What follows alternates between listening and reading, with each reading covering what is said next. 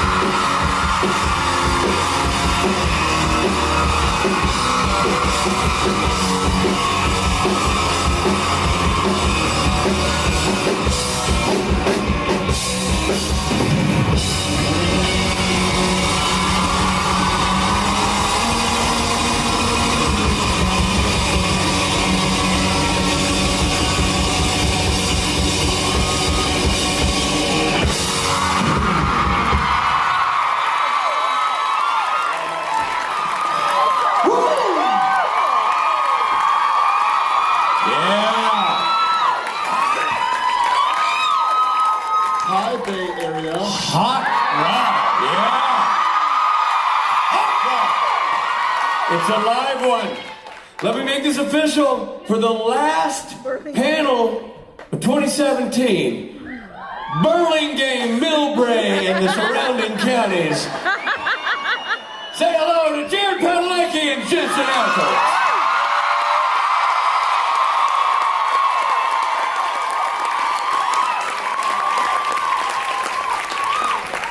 I'm not sure where we are now.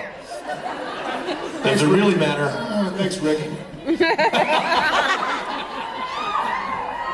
Hi, guys.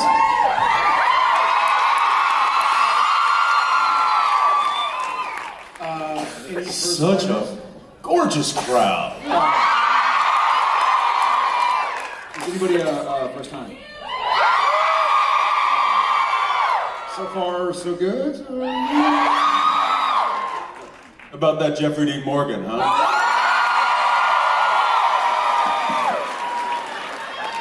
Yeah, he's pretty awesome. He's a charmer. You can see where we get it from. Not a bad dad to have. Yeah, so as Richard touched on, this is our last of 2017, so welcome newbies and good to see you again, longtime family members. Each other again. Longtime family members. It's been a pretty big year, you know. It has been a big year. It has been a big year. Lucky 13. Woo! I think a year ago today, we were here having just welcomed his little 2 years old.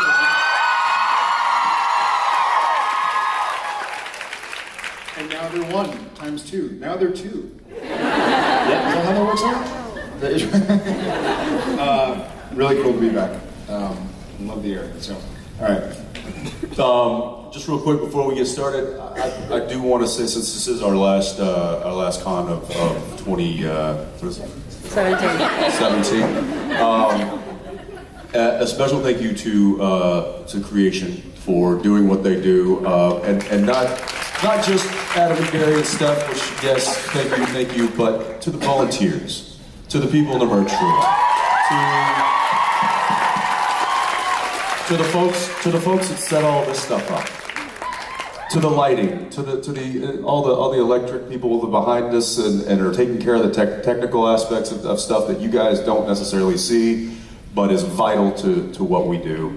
The band can attest to that. There's a lot of prep that goes into making these shows possible, and we're thankful for them. We're thankful for what they do on a weekly basis. So just a round of applause for those people.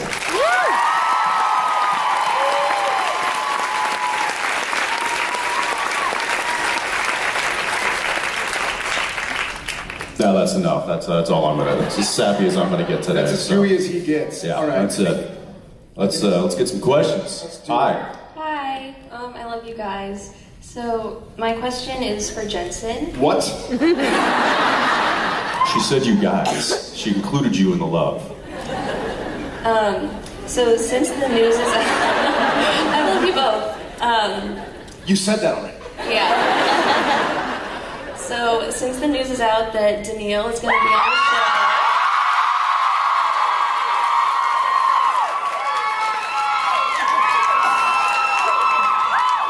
We're all really excited. Sorry, who? So I was just wondering, like, what the process of getting her on the show was, and if she had to like audition, and like how she decided to do it. A lot of jokes going through my head right now. Luckily, I wasn't involved in the question, so I can't. Let's. say my jokes. I'm feeding off of all the jokes that are running through your head. I'll give it to you straight. This kind of was something that had been going on for many years. Bob Singer, our executive producer, always threw the idea out there. Hey, when's Danneel coming on the show? And Danneel always took the stance of, no, that's your baby, that's your thing, that's you do it. I'll support you and love you and you do your thing, which was great. And that's I love her for that. And then it was when we got picked up for season 13. She was like, it might be cool to be on the show. She said it in like passing. Like I don't even think she really knew what she was getting herself into. And so when she said that, my ears perked up, and I immediately told Bob, I'm like, hey, listen, if you're still interested in having Danneel on the show, I think she actually might be up for it. And he's like, seriously? So he told his wife, Eugenie, who's one of our writers, a fantastic writer, and Eugenie jumped at the opportunity to create a character for her. So we knew that it was going to happen at some point this year, and it just so happens to be episode 1313. Woo!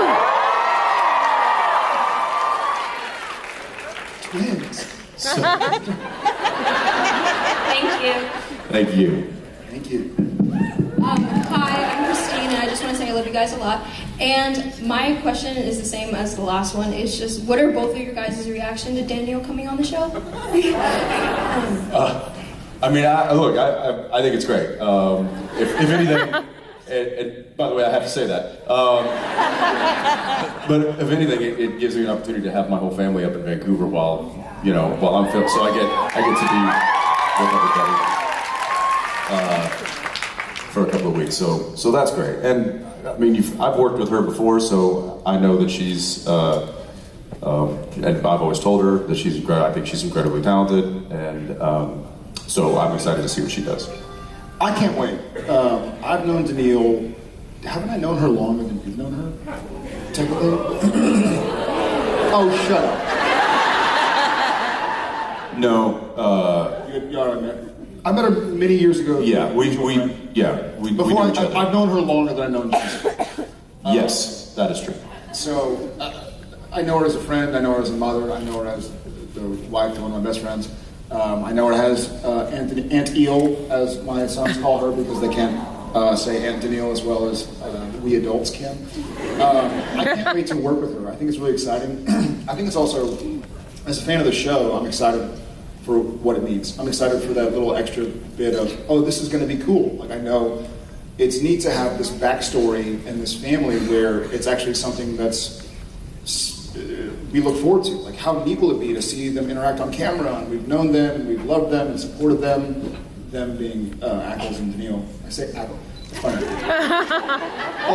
I'll see Danneel every now and again and be like, hey, when is Ackles gonna go? And she's like, I'm an Ackles too. Oh yeah. When's Jensen? It just feels weird to say it. I can't wait. I'm really excited. I hope. I don't know what's gonna happen, but I know that at some point in time, I'm gonna have to explain to my children why Uncle Jensen and Daddy killed Mommy. So I'm hoping that we also have to explain to his children why Uncle Jared and Aunt Mama killed Mom. I think it was one of the first things he said was, all right, dude, but promise me this. You've got to hold her while I stab her in the gut. All right, challenge accepted. Thank you. Thanks. Hi. Hello, boys. I was just wondering about the type of music that you like to listen to. Did you actually like classic rock before you started on the program? Totally. We both did. There's not a whole lot of music I won't listen to. But yeah, we like classic rock. I know my dad did. I know your dad did. My mom did. My mom went to Led Zeppelin concert. Jen was at the Grateful Dead last night, which I know is a local favorite also because they grew up in the Bay Area. Oh, hello. I don't know what that was. So yeah, I love rock, classic and modern, but I'll listen to pretty much anything. Awesome. Yeah. What about you? Yeah, I've always liked classic rock. That's the stuff my mom listened to too. Yeah. Yeah, I think it was pretty. That was one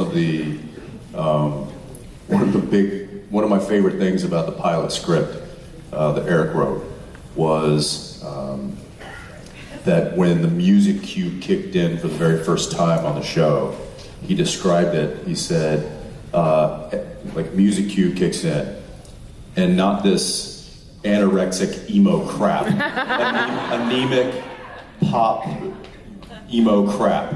He's like, I want some AC/DC.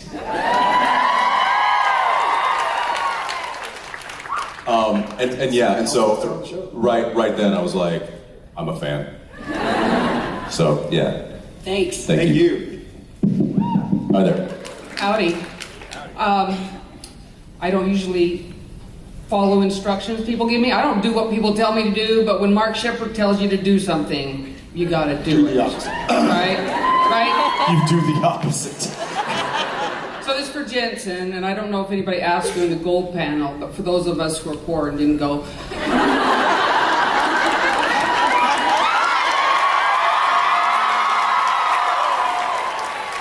He said to ask Jensen about the time he almost lost his eye in the fight scene in Kane's kitchen. And we all like to hear about blood and gore and stunts. Tell me that I almost lost my eye? That's what he said. He said you were fighting on the table there and you almost lost your eye. Oh. Yeah, no. I think he makes. I almost took someone's eye out. Oh, well, then he was mistaken. He was slightly mistaken, but not far from mistaken, because the person whose eye I almost took out is my stunt double, Todd. So what had happened was, and if you look at if you watch the scene, Todd is he's the actual demon that I'm fighting with up until the very end, and I kill him at the very end. So the fact that I was actually fighting the guy who normally doubles me meant that I didn't have a double that day. So I had to do everything. So because I was fighting my double. And then at the very end, there's that moment where he's slammed onto to Kane's table there, and then I take the knife and drive it right through his neck. Luckily, the knife, It was awesome. Luckily, the knife that I had was they call it a rubber knife, but it's like very hard plastic. And there was a lot of like fight choreography that we were going through during the fight just before the stab, the tip of the blade had gotten bent like that. So it was like this. And I didn't realize that. So when I went to stab, I was just going to go just to the left of his face. But the tip had bent this way. And so instead, it caught him right under the eye and literally just opened him up. Because even though it's not a steel knife, it's a very hard, pointed rubber tip. And so it sliced him right open. And I, of course, was like mortified. And he just pops up. He's like, "What?" I'm like, "Yeah, I just." You got something. You got a massive cut on your eye. And he's like, "Oh, all right. Are we going again?" And he's just like holding his face together. He's like, "We're going again? Can we go again?" "Yeah." "Todd, you're bleeding." That's not that bad." Let it be said that you were on fire that episode because you also stabbed this guy. Yeah. You probably got 2 people in the history of Supernatural, and it was both that episode. Remember you stabbed me right in the knee? That's what happens when you give a guy 9 hours to shoot a fight scene. Like, listen, we're not going to do anything but fights and stunts today, and it's going to be all you. You have no stunt double. Go. Yeah, when Don't hurt anybody. after Dean and Kane fight, and he comes down with that giant, that's not a knife, this is a knife kind of. Hey, to be fair, that was not my fault. I wasn't holding the knife. No, but you decided to knee it. I didn't knee it. Look, it was like this. This would be the knife. Yeah, okay. So as And then this would be Jared. as you're collapsing, so he's supposed to collapse, but he was actually collapsing. I didn't. I didn't go like this. I didn't see the playback. The point is, Jensen's a man, and I'm saying that Rotund. Husky. if he's gonna actually fall down, I wasn't gonna pick him up like this. Because that's really bad. So I had to kind of I had to set my feet. And in setting And my feet, I felt it. Like I felt the and we're knife rolling. go It's not into doing his rehearsal. leg. So I kind of do this, and I feel like a ka-ching. I'm like, And it's just in there. Like it's in there a good half inch. And it's a real knife. This one. Oh yeah, this was a real steel blade. And I'm sitting there, and I'm still. And they haven't called cut yet, so he and I can tell he knows I know, he knows I know, he knows I know, he knows I know. I'm like, Everybody knows everything. is he gonna stop the scene? Because I'm pretty sure And so the then knife it's is in his leg. and then it's And he didn't. He was just like, I think I've been stabbed. But I'm not sure you knew exactly. Yes, what? All right. Well, because you didn't stop. And I was like, Dude, there's a dart in your neck. Too many darts. I didn't stop, so I was like, okay, it's the end of the scene anyways. And they call cut, and I'm basically holding him up. I can feel that the blade is in my leg, right above my knee. I'm like, okay. And then they go cut, and immediately Ackles just goes, "You all right?" I felt that. And I look down, and there's already blood spreading on my Already pants. pluming on his jeans, yeah. It had gone through my pants, through my skin. Luckily, my knee had stopped it. I think you called it your bone. Patellas. Better for things than just bending. Also stop knives. But yeah, you were 2 for 2 that episode. And That was not my fault. That's your fault. I blame you. I'll say this. It's times like this that make me realize how awkward it must be for the doctor convention on the other side of the hotel to walk past these doors. We're all talking about stabbing each other in the neck and the face. So I got him in the face and then I stabbed Jared in the leg. People are like, what are they talking about in there? They're crazy. Someone's going, woo! Thank you for your question. Can I contradict you, however? You can try. I will. I'm a Then do teacher. it. I'll do that. Okay, that was not the same episode. Was it not? Just Oh, saying. good, it wasn't. Okay. Yeah, that's what I was going to say.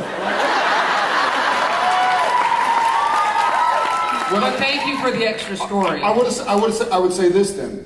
If it happened twice in a week, Mercury could have been in retrograde. But 2 different episodes, this boy's got a problem. He's got a stabbing people problem. What was the other episode called? How many did Tim do? Jensen stabs people. Thank you for your question. Thank you for your answers. Jared, Jensen, thank Hi. you so much for what you guys do and the whole Supernatural crew. I was just wondering if you Thank ever you. heard of the legend of the Winchester Mystery House here in San Jose.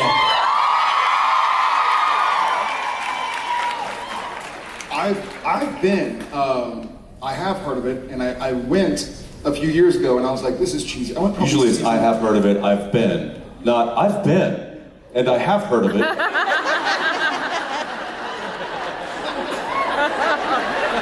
Kind of buried the lead there. You're still mad about the Jensen stabs people thing, I right? didn't stab Genevieve and I, when Tom was still, it would have been 4 years ago, because Tom was still in one of those baby holder things. And so we go and like, It's the international sign for baby holder things. and I'm all like, well, baby, this is going to be strange, because I'm saying Winchester. She's like, it's going to be fine. And so we go, it's like during a weekday, and it was crowded, but it wasn't like during a weekend. It was Did you say to Jen, baby, this is going to be strange, because I'm Sam Winchester. And is that the only time you've said that?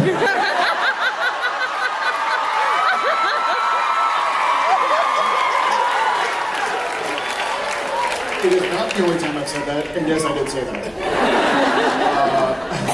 And so we go, and we're part of this. We take the tour, and there are probably, 7, 8, 9 other people with us on the tour, and no one says a thing. I'm like, oh, cool. Like they just don't know. And like it felt so cool, as if we were just another couple of people. We didn't get pointed out, and then the tour is an hour and a half long maybe, and you walk through here and you go through there. At the very end of the tour guide's like, okay, does anybody else have any questions for me? And everybody's like, no, thank you so much. He goes, cool. Well, then I have a question for you and Jared. Can I take a picture with you? At which point, everybody else was like, yeah, can we do 2? Like this would be so. I was like, of course. So somewhere there are pictures of us at the Winchester. But it was really neat because they let us kind of be just tourists before finally doing some pictures. But yeah, it's very neat. Have you? Yeah, I've been there. Have you heard of it? I think it would be awesome if the brothers went and did a real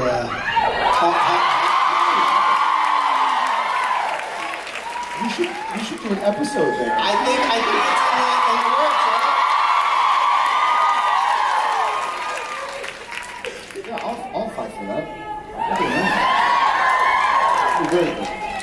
Yeah. Hey, that'd be amazing. Thanks, brother. Thanks a bunch. Cheers. Hi. First, I'd like to start off by saying thank you guys. My best friend Brandon's in the crowd, and you guys have done a lot to help him, whether you know it or not. And I owe you guys a lot for that. So thank you. And my question for you is, have you ever heard of Virginia City, Nevada? Apparently we're the only ones that haven't. Virginia City, Nevada? It is one of the most haunted places on the West Coast, and yet you guys have never done an episode there. Okay, to contradict you, Nevada is not on the coast. And Jensen stabs people. True and not true. I've not heard of it. Is that where the hotel is? The Lost Balloon?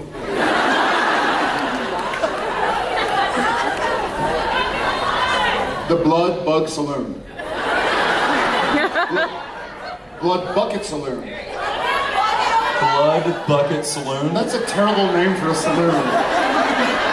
Hey, sweetie, what should we call our bar? Blood Bucket Saloon.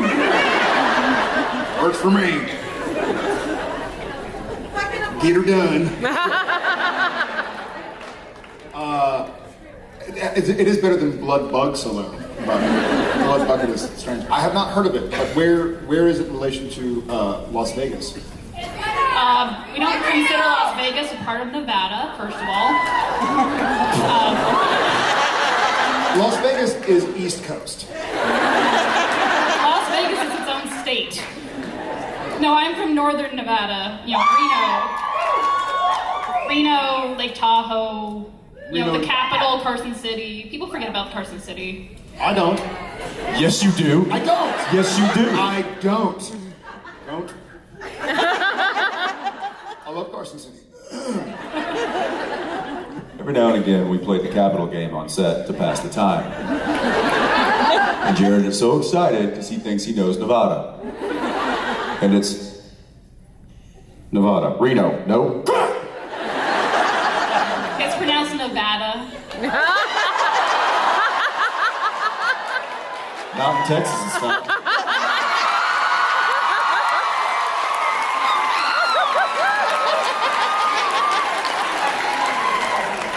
I don't know how you West Coasters pronounce things, but down where the salt of the earth at times. Nevada. It's pronounced Nevada. It's me today. Thanks, Diane. We're gonna check it out. I do have a desire here. We're not gonna go check it out. I'm going to for sure. When? When the show's over. Where is it? Nevada. It's near Reno. Towards the Pacific Northwest coast of Nevada. Well, now we're gonna have to look it up. Mission accomplished. Thank you. Thank you. Hi. There's a lot of sass coming from that side. From the west coast of this room. Hi, I love you guys both, and I was wondering if you have ever had a near-death experience, and if so, what was it? Stabbing. When Jensen stabbed me.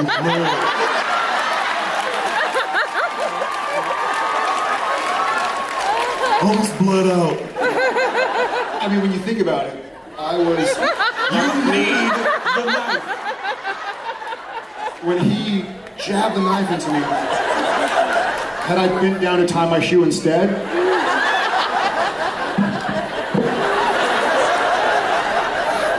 That was the nearest to death I've ever been. Still traumatized to this day.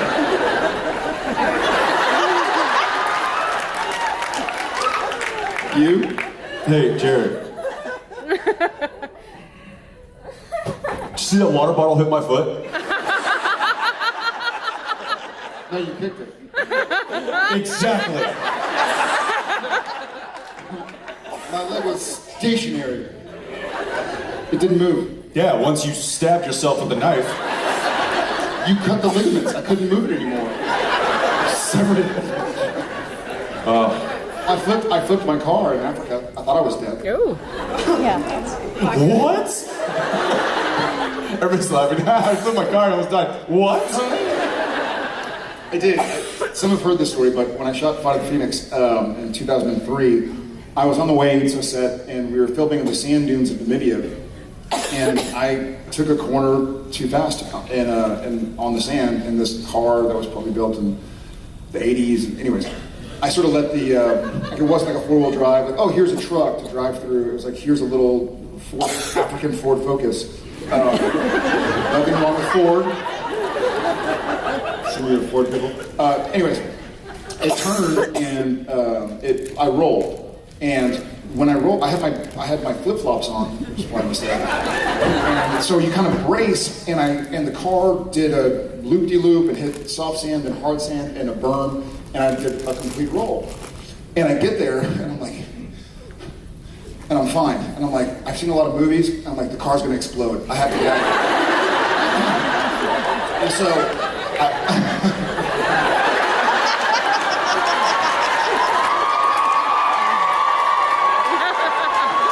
I did full on, like, Full slow-mo? 7 steps, dive, And then nothing happens. yeah. Honestly, and nothing happened. And so I'm now, 60 feet away, hiding behind a tree. So the Anytime now. So the exploding shrapnel didn't hit me. And we were filming, it was supposed to look like a plane crash in the middle of nowhere. So we were filming in the middle of nowhere in the dunes. We were not near anything, no city lights, no traffic, like there were no other cars traveling around this private car area. And the car didn't explode. And I was like, okay, I should probably get my cell phone. And they had a production phone they give to all the actors.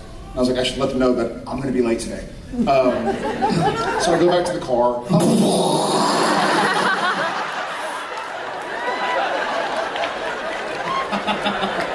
No, I go back to the car, and I'm looking. By the way, the only injury I could tell that I had was at a cut on the top of my foot from where I had braced, and it hit the bottom of the accelerator pedal, and so my foot's bleeding a little bit. But I'm like, I just flipped a car, and I'm fine. So I go to the car, and I'm going to let production know that I am going to be late because I rolled the car, and I can't find the phone, and I'm like, wait a second, and I kind of look around. I take a moment. I'm like, I can't hear, there are no sounds, there are no birds. I'm like, I can't find my phone. I'm like, oh my God, I'm dead. I don't need a phone because I'm dead.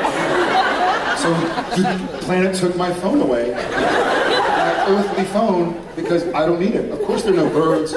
And so I'm like, that's why the car didn't explode. I'm already dead. And so I just sort of like, I sit on the sand next to the car, kind of bummed, right? And what was the book where the girl sees herself and she's dead and she's able to look? Out of body. Yes, so that's me. I'm like, okay, maybe I got flung from the car. So I look around a little bit, looking for my earthly dead body. Because I'm now spirit Jared, I probably tried flying to see if I could do that yet. That happens longer after you die. You can't fly immediately. It takes a couple months, I think. And so, no flying. I guess in hindsight, I wasn't dead, so maybe you can't fly immediately. And so I'm walking around, like, I don't have a phone. I wonder, like, I'm looking to see where my body went. And then here comes this car, and I'm like, oh, it must be nice to be a human alive. And it's my producer, Whit Godfrey, his assistant. And he pulls over, his name's Eric. And he pulls over, and he's like, hey man, you all right? You can see me? Yeah, you all right? Are you dead too? He wasn't dead either, as a matter of fact. Long story short, and then we flew away. Long story short, he was not dead, I was not dead. My car was a write-off, because if my car was dead, it landed on a big rock.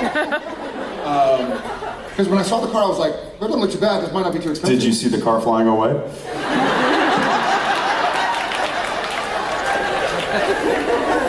I did. So there is a car heaven. Yeah. Yes!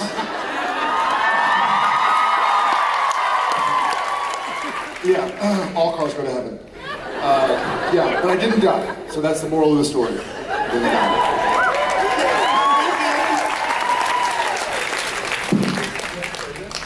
Yeah, I heard that story.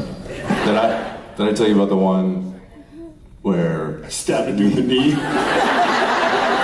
and he almost died? Where Nias and I climbed to the top of a construction crane. Kids, don't do this. Adults, don't do this. This was years ago, I don't know. I was young, let's put it that way. And a friend of mine and I thought it would be entertaining to climb one of those construction cranes in the middle of the night. This one happened to be building a 48-story apartment building. So it was roughly 52 stories high. And we climbed over the construction fence, and this was so stupid. We climbed all the way in, because there's ladders inside the scaffolding. Climbed all the way up to where the base meets the arm. And there's a hatch. Well, that hatch was locked. So instead of going, well, this was a bad idea, let's turn around, we decided to climb out of the scaffolding and up and around. Now we're 500 feet in the middle of the night. No one knows we're there. And so we do it, we climb over, then we walk all the way out to the end of the arm there. We dangle our feet off the edge. Oh yeah, it's swaying. And we just sit there and just, have a conversation, just hang out for 15, 20 minutes, and then we're like, all right, let's go back. And in going back, it had started to rain a little bit. So the metal on the crane was now slick, and we had to climb outside of the scaffolding and back in. And I slipped. And luckily, my buddy Mike, who is actually no longer with us, not for that reason, had the very intelligent idea of, we found a little piece of rope up there, and he had tied it around my chest. He's like, I'm just gonna, because it's wet now, he's like, why don't you and I'll just belay you down. I'm like, all right, so I slipped, and he literally caught me. And then I swung myself in, got in, and then he did the same. He tied it around his waist, and I held it. But that was pretty much as close to stupid death as I ever got in my life. It was after that where I was like, I don't need to do stuff like that anymore. Check that off the list. And Mom, if you're gonna see this, I'm so sorry.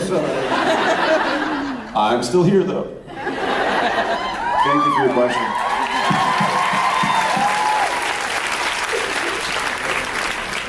Hi guys, I'd like to continue my question on acting skills from this morning. Is there anything that you've been asked to learn that you haven't been able to do? Or what is your favorite skill that you've been told to do? Anything that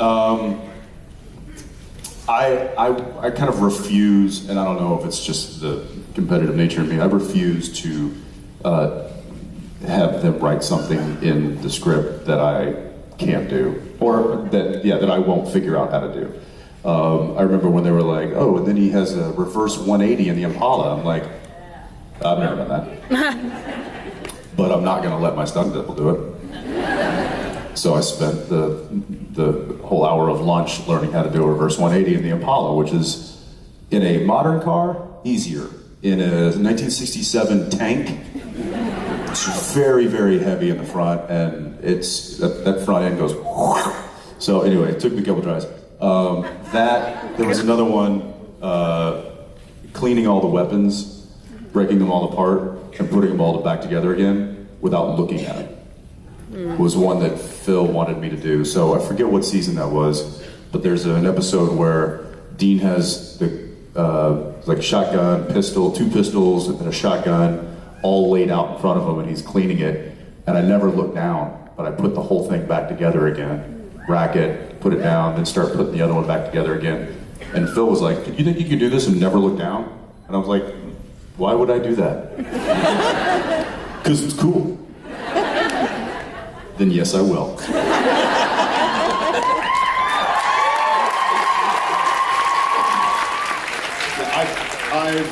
I've enjoyed finding out how much I enjoy the fight scenes, like the choreography of our sort of intensive fight scenes.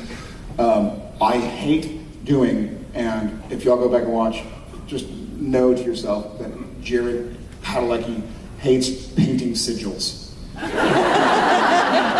there's not, at least Latin I have some knowledge of, they'll show you a template of a sigil you're supposed to paint on the wall, and then they'll be like, okay, so you're painting this one here, and you're like, it looks like, okay, a check and a backwards Z with a circle and a, okay, and like, okay, and then after that, Gadriel comes in, so you run over here and you do this one. I'm like, I can't remember what I was supposed to do in the first one. And so then they'll go like, okay, what we'll do is we'll have our professional on-set painter, Milan, start it, and you just remember a few of the things to finish it. But he gets there with his paintbrush, paints like a perfect circle. It's all the same width, and then I'm supposed to be painting with my finger. It looks nothing like it. I'm like, this looks stupid. Like, yeah, it looks stupid. I'm like, I know, that's what I said. It's the difference between like a professional artist and if a 2-year-old came out. A 2-year-old would do better.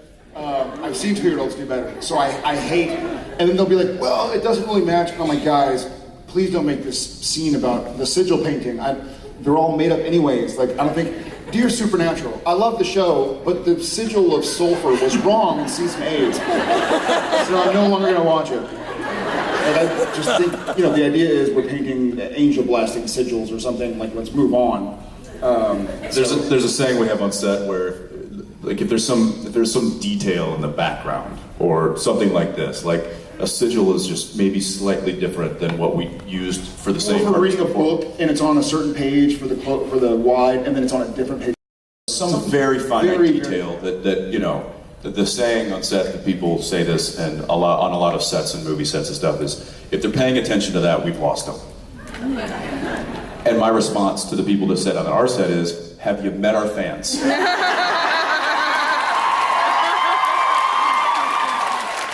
Because we have. And they will know, and we haven't lost them. Thank you. So, John and Mary were married in Reno, Nevada, just to point it out there. It's Reno, Nevada. That's where I'm from. Nevada.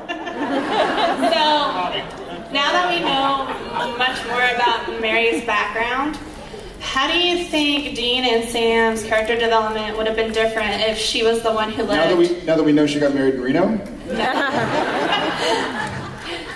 How would it be different for Sam and Dean if she was the one who lived and John was the one that died all those years ago?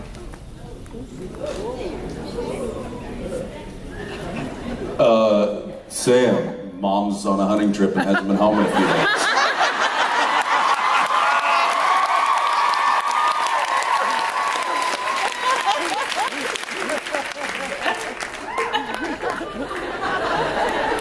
When I told Mom I was afraid of the dark, she put an Uzi under my pillow. Mom's a little bit more robust than Dad. I like Mom a lot more, huh? I think it probably would have been pretty same. I mean, she was the hunter, right? So, Yeah. The Campbells. So they would have just known from a younger age, even more so. I don't know. Maybe. Maybe they were I think her whole idea was born with trying to a hide it. steak in their hand and some salt. Steak and some salt. And a fork and knife to eat the steak with the salt. Some hollandaise with peppercorn sauce on the steak with the salt. I mean, you guys are Hardy Boys. Oh, I get it. The Hardy Boys. Well, we're certainly not the Losechesters.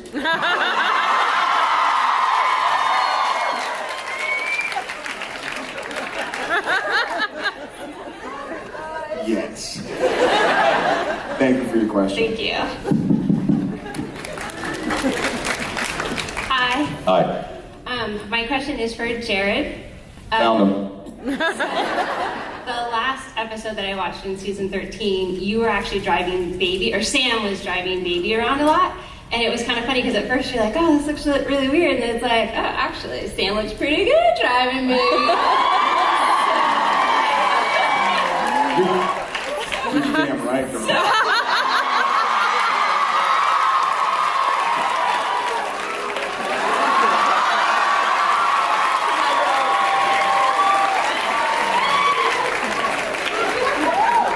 She speaks the truth. She speaks the truth. He's pretty simple. He needs food, water, and compliments. And candy. And an occasional bag of candy. So my question is, do you feel that Sam would want like his own car or like is he okay because he's so great in the supportive role, but do you think that he, or as Jared, We both missed that. What? Sam is very good in the supportive role, supporting Dean. Yeah. So do you think? As is Dean is good in a supportive role. Yeah. I think at one time. You're welcome. I don't think. What's funny is that, Jared's first ever car that I still have today is a 1969 Camaro.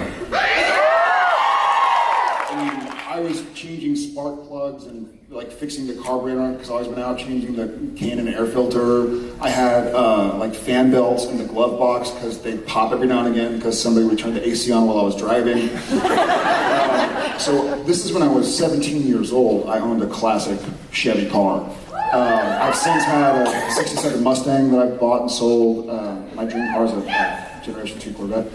So I am a car guy, but I feel weird when they call action when Sam is driving, because I don't think Sam really is. He uses things as a tool. I said this earlier in my private meet and greet about like what's more difficult to do, the really dramatic scenes or the really humorous scenes. Jared would rather be goofy and silly and humorous than dramatic, but I feel like Sam he's not boring or without humor, but he's just not the funny guy, you know? He can do it. It's odd for me to try and stay true to who I know Sam to be, who I believe Sam to be, and be humorous or drive the car. Like, he'd rather be behind a book. He knows how to drive a car. If he needs to, he can do it. I'm sure he could figure out how to do a reverse 180, yada yada. But he's just not, I mean, like not that Dean couldn't also. Presumably, for years, Dean was reading books and doing the research to go hunting when Sam was in school. So I think it's not that they can't.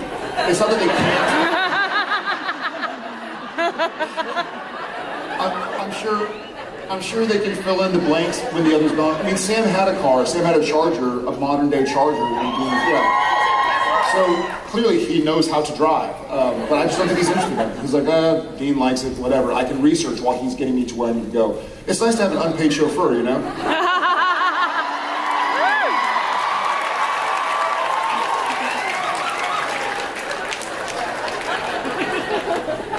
Thank you for your observation. I'm not unpaid.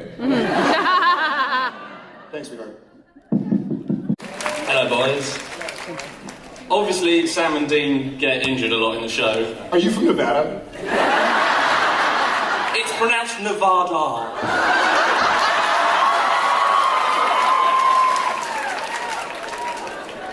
So yeah, Sam and Dean get hurt a lot in the show, and someone may or may not like stabbing other cast members. But I was wondering, what was the most embarrassing injury either of you guys have got on set? I ripped my pants off. I've had many. That wasn't really an injury. It was a wardrobe malfunction. Well, to some people it might have been a wardrobe function.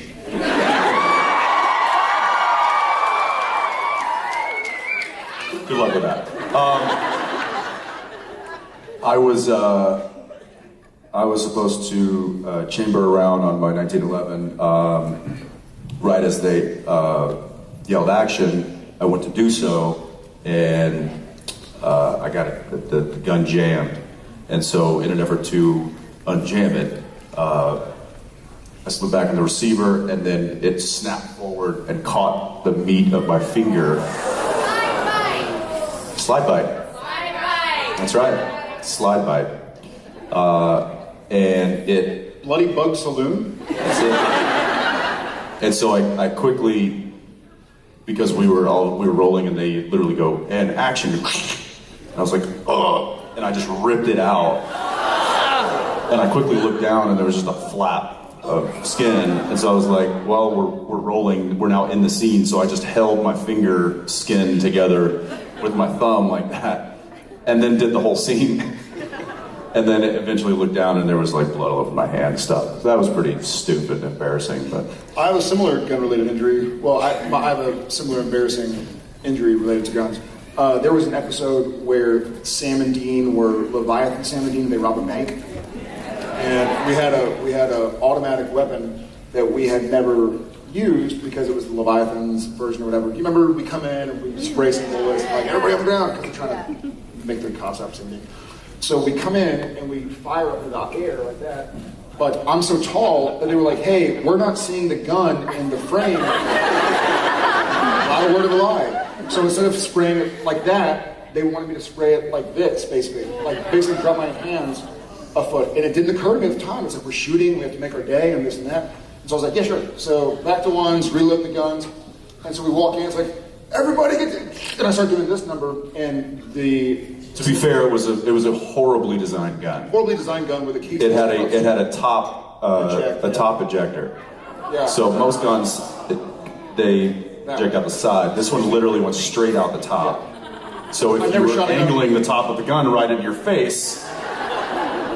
And so sure enough, I start blasting, and luckily I feel it, I guess just in time, because I'm basically going, and right as I get to I stop, and I'm like, hey, am I bleeding? And I'm not kidding, I look at him and he has like perfect arch, a mark here, here, here, here, here. As though the shells just went like, and I'm bleeding from a few of them because it came in, I'm like, my face is hot. And a few of them had hit.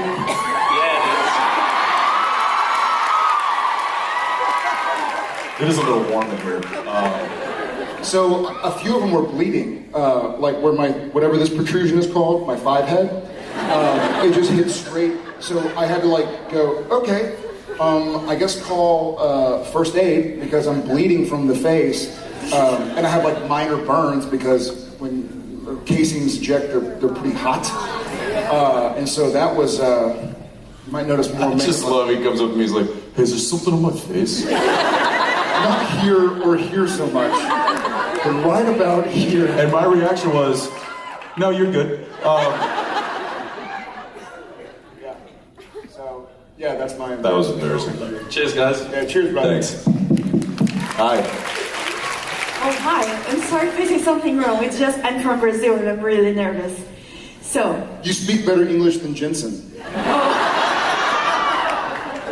I'm sorry if I misunderstand something. Just say hi to Brazil, please, because we love you guys so much.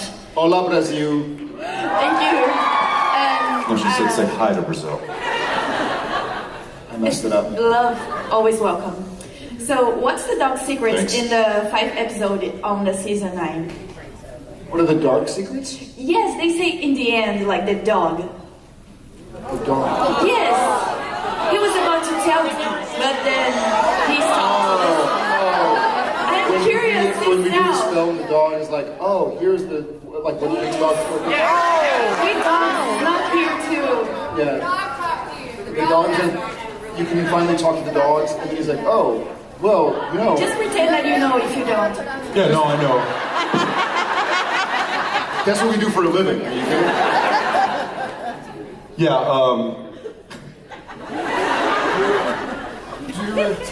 do what? I'm sorry. I don't know. What the secrets to dogs are? Yes. Yeah. Yes. I like your energy. Thank you. It is maravilloso. Oh my god. It's the first thing, you are the first celebrity that I know in my whole life. And I'm 27. I am so sorry. I wish it could have been better than this. The secrets to dogs. Yeah, here's the problem. I forgot. Oh, why? Yeah. He didn't tell you. Okay. Yeah, no. I know. I know. No. I didn't know either. I'll have to go back and read it and see what I can. What? Information I can find from it. Look, you stumped me. All right, you got me. You happy? I don't know. Thank you so much for that. That's a great question. Bye. Bye. Mwah. Oh no. You know what that means? That means Rob and Lex come out right on the stage. Oh, this is happening.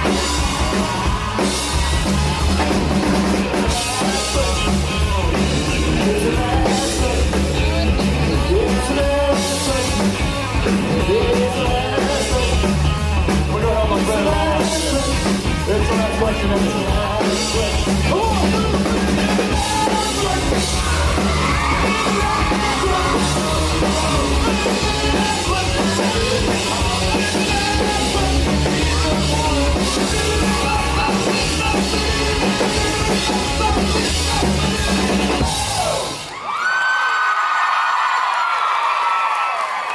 Ladies and gentlemen of the SPN family, as is our wont, we do our last question, but this time it's our last question of 2017.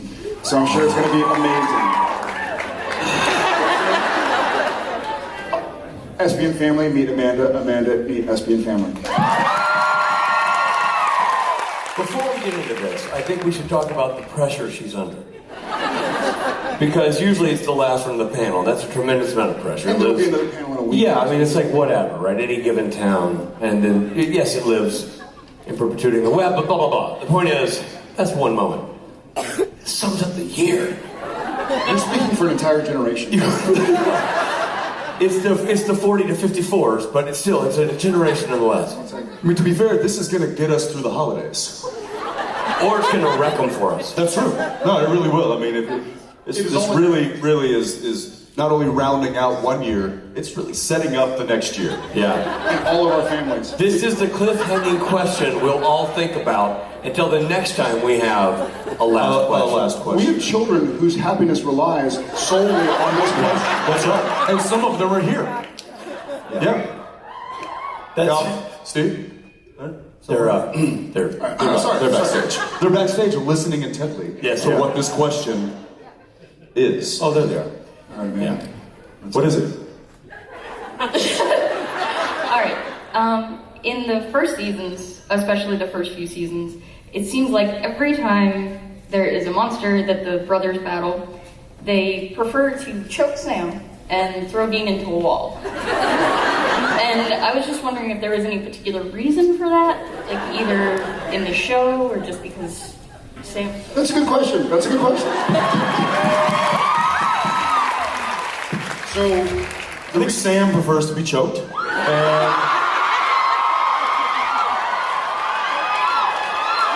And Dean prefers blunt force trauma. In all fairness, Sam is what we call extra large. He's harder to throw. Dean is extra medium, small medium, so a lot lighter.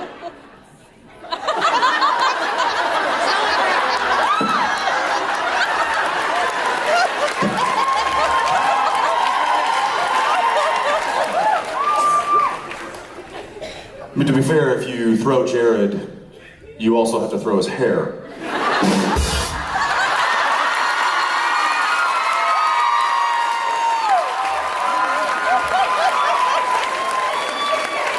It's a lot going on. I think also, Jensen has a reputation on set that he's usually the one to choke, so they wanted Sam to choke.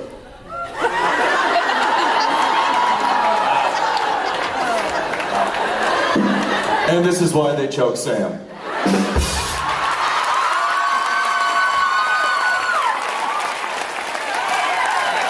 Thank you very much.